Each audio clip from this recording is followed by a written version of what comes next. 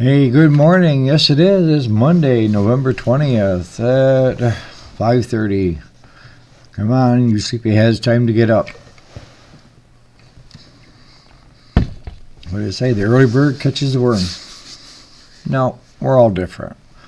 You know, some of you guys work nights. I used to work nights. What I can tell you right so far is that last night's watch for deer, zilch. I didn't see anything. I saw a lot of squirrels, and I was surprised of how many black gray squirrels there are. And then I saw a huge woodpecker again. Rob, my son, heard something behind him grunting, but he didn't see anything. And then Zach, my other son, saw 7, but they were all does and fawns, and if there was a buck out there, it was a small spike where it was hard to see. So I thought today we would talk about picking your battles and how labels can sometimes be detrimental, and how we look at other people and try to define who they are. Stay tuned.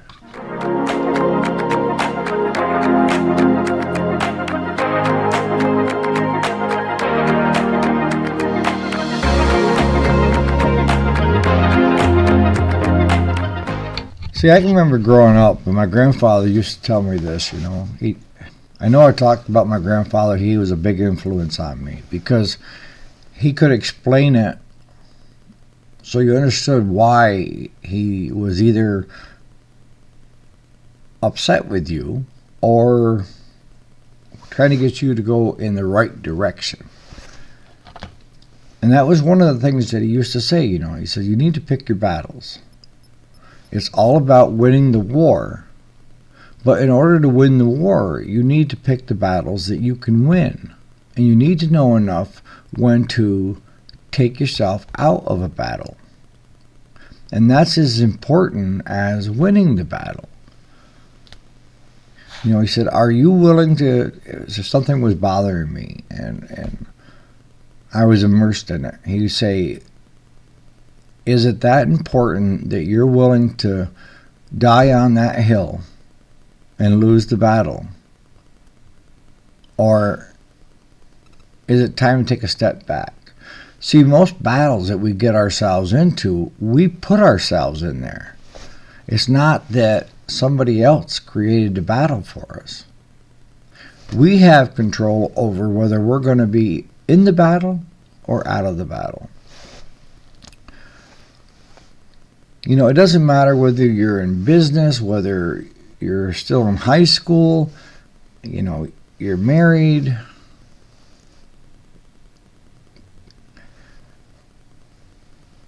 Everything that's going on in your life, you ultimately get the decision of whether you want to step into what would be deemed as a battle. Is it that worthwhile to you? Is it that important to you? Or are you just argumentative and you've decided that you're going to tackle all battles? See, what I see a lot of times is I see people that become very overwhelmed. And they feel like they're battling on all fronts. And in reality, they are. But only they can take themselves out of the battle. And I would give that person the advice that you need to pick battles that you can win. Is go through the battles that you have going on in your life. Is that battle that important so that you have to win? Or can you call it a draw? Or can you take yourself out of the situation? One of the things that I learned growing up is if somebody wanted to start a battle with me, to simply say you're right. And that would end the battle. Because how is the other person going to come back at you when you just told them, okay, you're right? See, a lot of times what happens is it's perception. It's what we perceive. And with perception, each person is perceiving something different. Now, I've told you that I do believe in God. I do believe I'm a Christian. I'm not a Bible pumping, preaching, what have you. And I think that when my time comes, that I'm going to have to sit in front of the good Lord, and He's not going to just check the box and let me go. He's going to do an accounting of my life and my failings and my victories in His eyes. See, this is why I brought in labels as well, because it's very easy to label people. And we do that as a way to try to define them, when in reality, what difference does it make?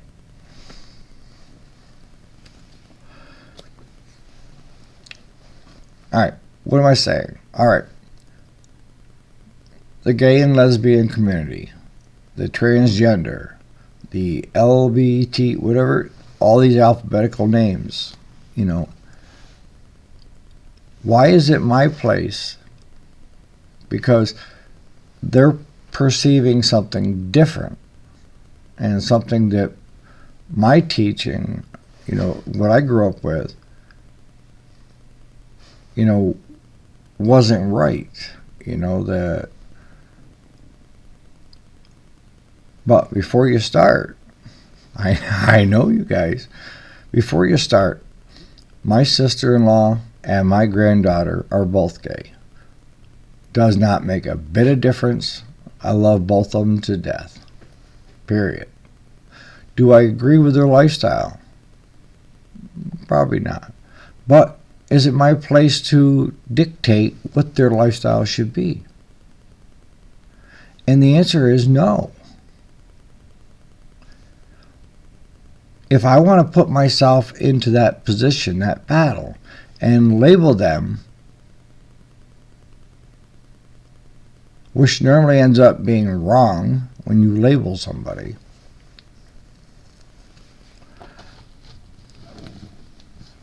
then what's going to be the outcome?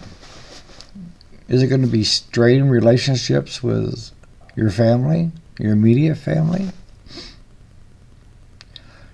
See, the other thing that I was lucky enough to grow up in is the idea of live and let live.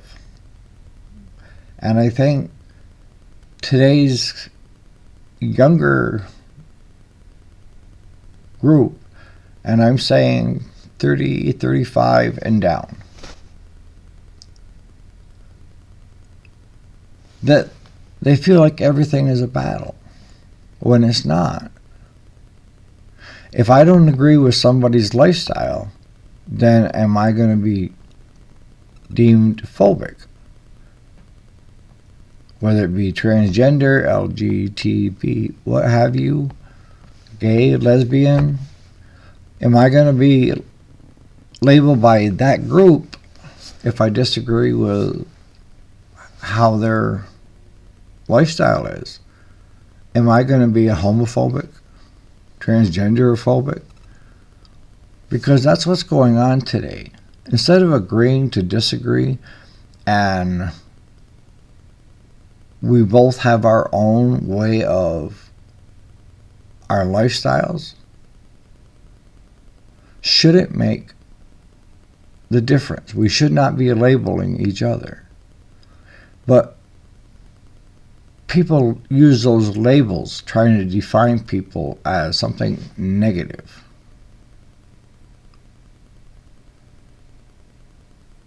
I think the biggest thing that needs to take place right now is for people to kind of mind their own business to a certain extent, to let live, and to stop putting yourself into battles that are unwinnable, if you understand what I'm saying there. I guess what I'm trying to tell you is that you don't have to win every battle. You don't have to take place and be part of every battle. You have a choice. And my choice is to, even though I may disagree with the lifestyle, that doesn't affect how much I love my granddaughter and my sister-in-law and a number of other friends that are gay. You know, who am I to dictate right from wrong?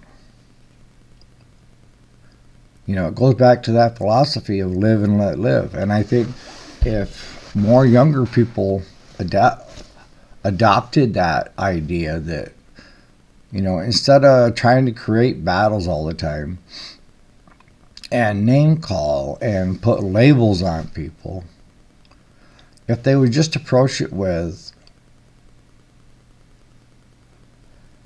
do I really feel that I'm willing to die on top of the hill for this battle?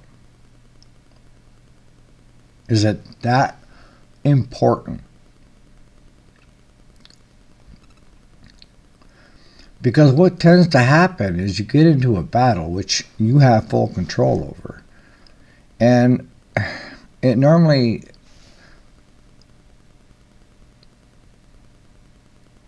it just goes downhill as far as I'm concerned. Because it ends up being basically what I see now is a shouting match between two groups that, you know, one says their lifestyle is correct, the other one says their lifestyle is correct, and they both start labeling each other, and then you have this mob mentality of going after somebody because they disagree with what you perceive as being okay, if that makes any sense. See, my take on it is you need to pick battles that you can win, all right? The ultimate goal is to win the war, right? And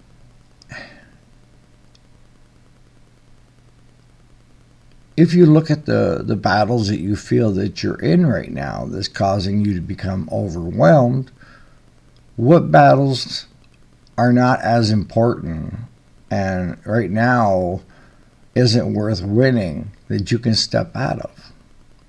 And then look at the battles that you can win. And it could be simply a relationship. You know, had been strained. And most times when couples have issues, it's because of a lack of communication. You get so tied up with the kids and work and bills and everything else that it's easy to become, you know, irate with each other and start creating battles. But if you look at something that where you could win that battle, and that simply is something that both of you agree on and can work through,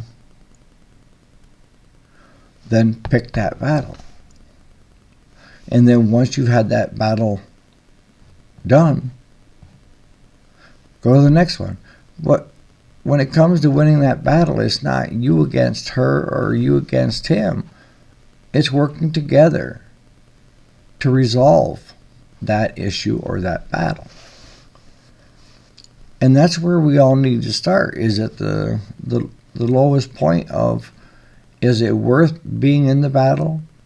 And then what can we do together to win the battle so that we both come out winners? And that's the key. If you're constantly with this mindset of winners and losers, you're always going to try to be the winner. But if you come at it in a sense that you both come out winners, wouldn't that be better? Because you, as a relationship, as a couple, become stronger by winning it together instead of fighting back and forth with no resolution. As simple as that.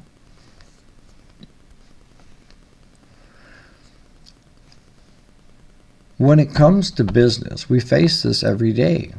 We see battles on all fronts. And we have to find out what battles do we need to put our focus on and try to resolve? And what are the ones that it doesn't matter? It isn't going to change anything whether you go one direction or the other. And when you get to those are ones that you need to just step back. Because no matter what, you're not going to convince somebody else that you're right all the time.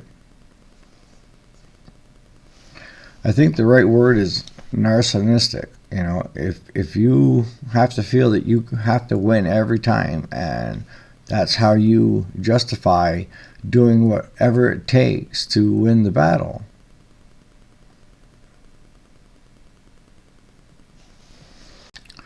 Now, I feel the main goal of business, you know, if you're running a repair shop or running any business, that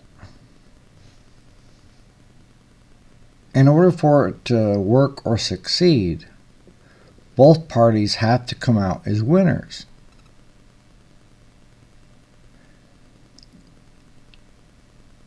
If you see something that, you know, you cannot come out as both winners, then most often the case, it's not worth doing. And a lot of times we get so caught up with the battles on all the fronts that we become overwhelmed. And when you become overwhelmed, then you withdraw completely from everything. And that's not good either, you know.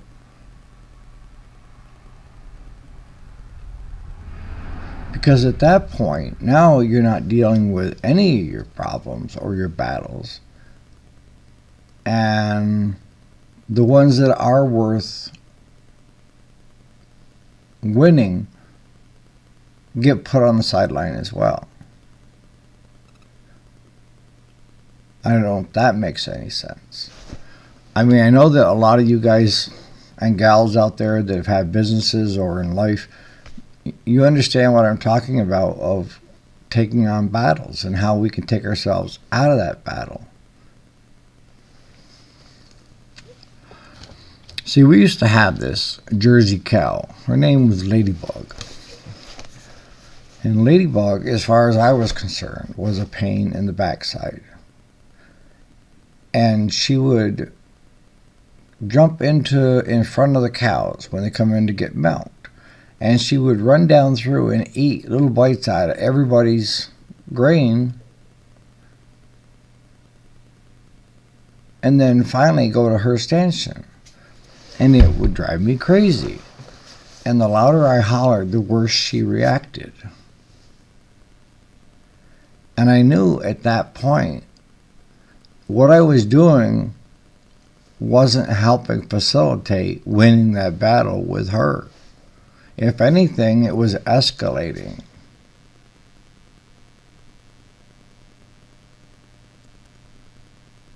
I finally figured out, well, just block the entrances so she can't get into the mangers. And don't raise your voice with her. And actually feed her. What I ended up doing was, in her spot, I would have a scoop of grain, and when we let the cows in, I would get to her spot, and I would put the grain down so she could see as I was pouring it, and she would come right into her stench, and I could just simply lock it, to get the milking done. If I kept on going, trying to win the battle of screaming and hollering, which was accomplishing nothing,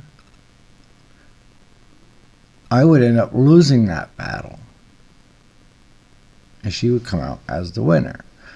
But with me having a scoop of grain in front of her when I let the cows come in, we both won. Because my goal was to get her in here, get her into a stanchion, and get her milked and get her back out. And to keep her in front of all the other cows in the manger, where half the time she would crap all the way down through because I was hollering at her. So you have to pick your battles. And sometimes you really have to give it some thought on, if it's worth winning, how do I win? And can it come out the best outcome of both of us winning together that battle? And I continued doing that with her, of standing in front of her stand stool with a scoop of grain, so I knew that if I started shaking it, she would come right in, and then I would pour it all in front of her, and then I would just simply shut the stand stool. That was the way to deal with Ladybug. So what I want you to do that would be helpful for you is look at all the battles that you're in. And again, you are the one that puts yourself in that battle. But you have to look at, is the battle worth winning? And what do I need to do, say, whatever, so that we both can come out winners? That's the ultimate goal. It's not for you to win all the time. It's to try to find compromise so that you both come out feeling like winners. So I'm going to wrap this up here. So basically, it's you need to, in life, in business, in everything that you approach, you have to decide, is it worth putting myself in that situation? Does it matter that I don't agree with what they feel or perceive as being right? Or is it not worth even being in the battle? You don't need to come out on winners on everything, because in life, you're not going to be a winner at everything. You're going to have some setbacks. You're going to have some hurdles that you need to overcome. And you're going to lose some battles. But what you don't want to do is start labeling people and name calling and being derogatory towards the other person because you don't agree with what they feel and perceive as right. Goes back to that live and let live, right? We can learn a lot from that. That we need to take an accounting of ourselves before we judge other people. Correct, right? And everybody does not have to agree with what my lifestyle is any more than I have to agree with somebody what their lifestyle is.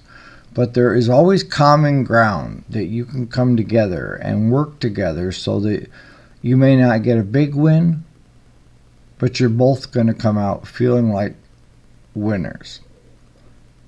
And that's the way business is. That's the way life is if you can bring you and the other party together and both come out as winners, then you're going to go places because you've figured it out. And then look at the battles that, why am I even in this battle?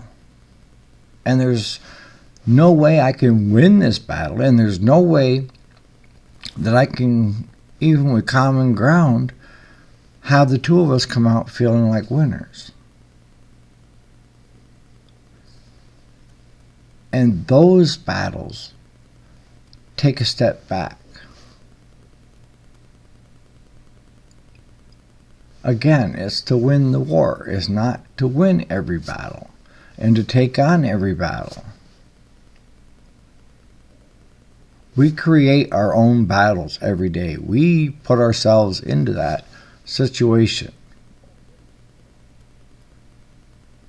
And I'm hoping some of you young folks are listening too, is you need to stop using labels, because labels never, what I perceive as what that label is and what you perceive what that label is most times are totally different. And that's okay. But if you're there fighting and you start throwing names, labels of homophobic, transgender phobic, LGBT phobic. See, the way they define phobic is an intense, irrational, and a persistent fear of an object, situation, or activity. And it's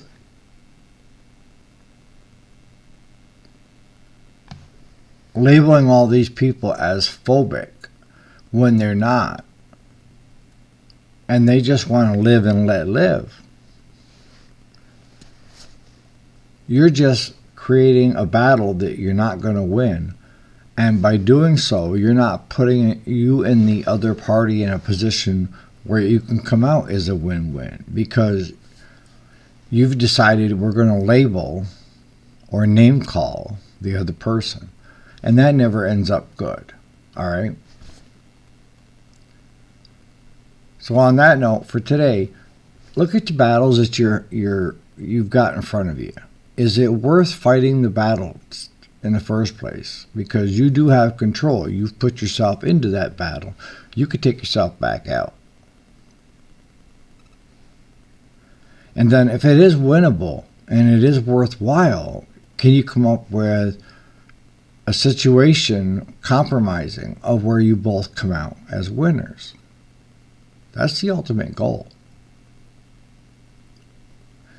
And I think if you do those things, then you're not going to, the feeling of being overwhelmed is going to lighten your load, because you start taking yourself out of a lot of stuff that either is unwinnable, that you can't come out with a win-win for both of you, or is just a waste of your breath, because you're not going to convince anybody of anything. Only they can decide whether they want to believe in this or that. So you guys have a great Monday, and I'll see you here probably bright and early tomorrow morning to talk about a different thing.